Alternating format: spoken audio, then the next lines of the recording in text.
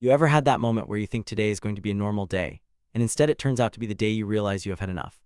That day was last Tuesday for me, and it began like any other, but somehow escalated into a situation that just screamed for some sweet, sweet revenge.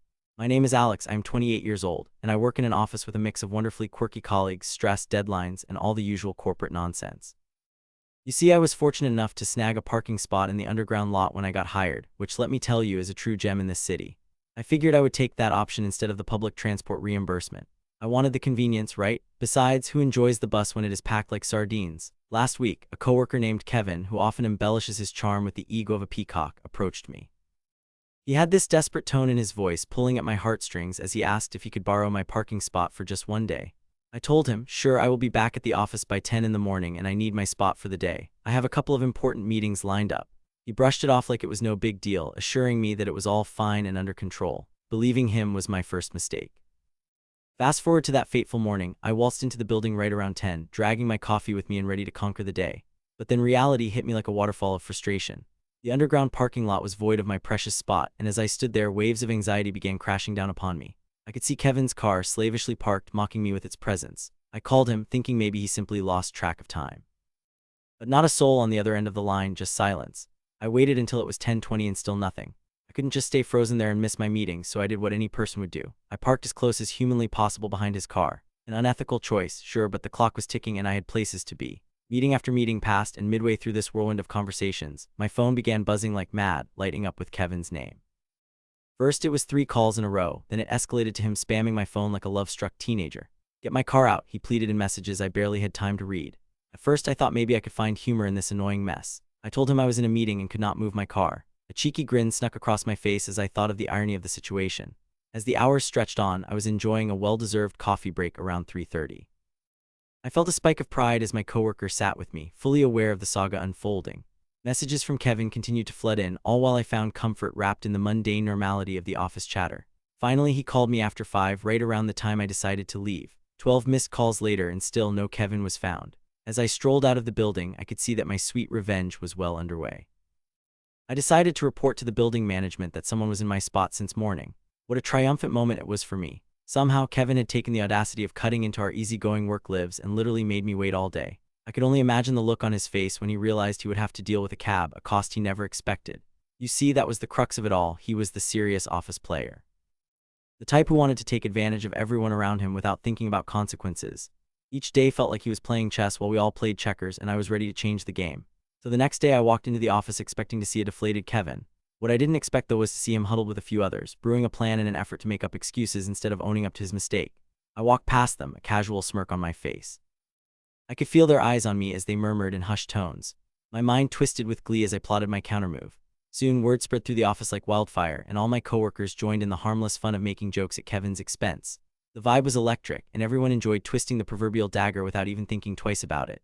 As the days rolled forward, I found myself relishing every bit of laughter I could garner from Kevin's misfortune. It was thrilling, really, watching him squirm each time someone brought up that day when he left me high and dry. The talk of the office shifted from mundane tasks to Kevin's parking blunder, serving as an amusing backdrop to our workdays. It felt productive to be part of a movement that brought the office together, united in our shared laughter. Kevin, though, was determined not to fall at my whims. He tried making lighthearted jokes, masking his annoyance with forced grins. Yet his frustration lingered beneath the surface, a pressure cooker fading away into the background. Little did he know my ideas were simmering too, and the time for our final showdown was slowly approaching.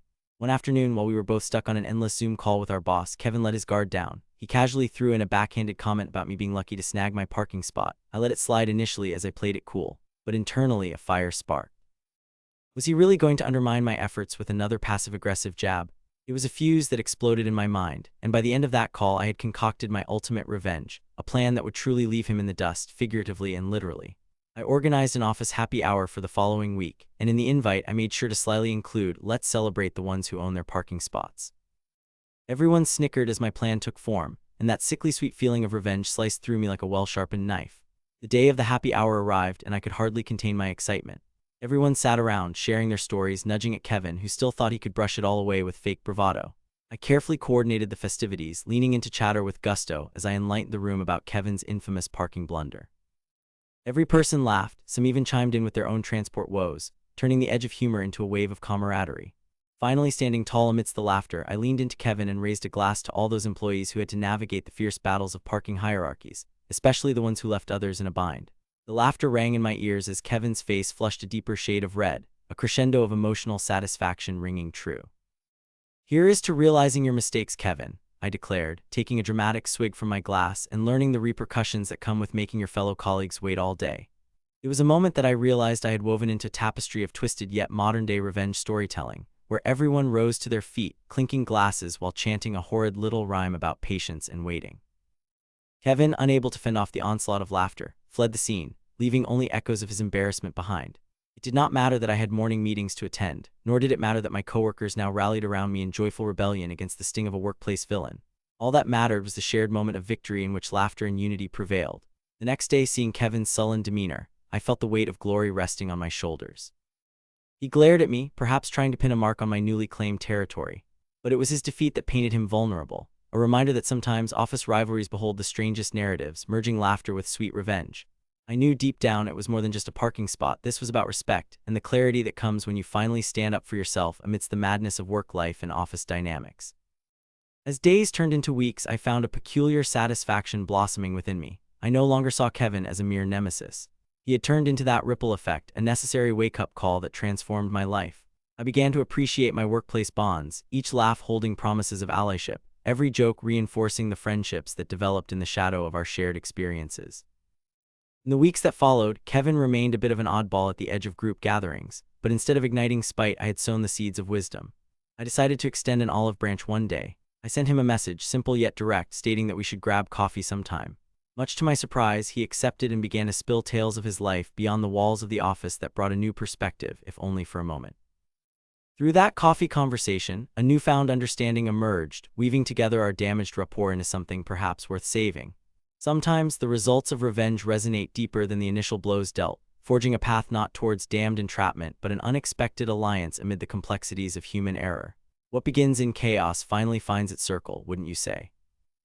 This is just one of the many ways life nudges us towards learning and unfurling layers of friendships that might not exist without confrontation. Now, let me ask you this. Are you ready to step away from costumes of anger? Have you ever had that moment when the twist of fate transforms a rivalry into a lesson? If you enjoy stories about everyday heroics colliding with the unpredictable nature of revenge, make sure to dive deeper into this world of riveting narratives, subscribe, and hit that bell icon so you never miss a story with hidden truths and laughter weaving through chaos.